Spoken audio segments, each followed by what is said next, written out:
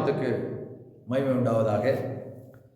இந்த நாளிலே தேவன் நமக்கு கொடுக்கிற வார்த்தை யாத்திராமத்தின் புஸ்தகம் 23வது அதிகாரத்திலே 26வது வசனம்.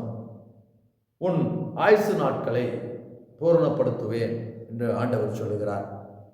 எனக்கு அருமையான தேவ பிள்ளைகளே, தேவ ஜனமே, உண்மையாக இந்த பூமியிலே நம்மை சிருஷ்டித்தவர் கர்த்தர், நம்மை படைத்தவர் கர்த்தர். தாயின் கர்ப்பத்திலே நாம உருவாகவில்லை, நம்மை உருவாக்கினவர் கர்த்தர் என்று வேதத்தில் எழுதப்பட்டிருக்கிறது. அப்படி இருக்கும்போது அவரால் உருவாக்கப்பட்ட நாம் பாதி வயதிலே மரிப்பது அவருடைய சித்தம் அல்ல. இடைப்பட்ட காலங்களிலே மரிப்பது அவருடைய சித்தம் அல்ல. நமக்கு எவ்வளவு வியாதிகள் வந்தாலும், எவ்வளவு போராட்டங்கள் வந்தாலும், எவ்வளவு பலவீனங்கள் வந்தாலும் அதில் நாம் மரிப்பது சித்தம் அல்ல. எசேக்கியா என்கிற ராஜா அப்படிதான் அவனுக்கு மரணத்துக்கு ஏதுவான வியாதி வந்தது. ஆனால் அவன் கர்த்தரிடத்தில் திரும்பி ஆயுசை கேட்டான். அந்த ராஜாவுக்கு ஆண்டவர் 15 ஆண்டுகளை ஆயுசுகளை கூட்டி கொடுத்தார்.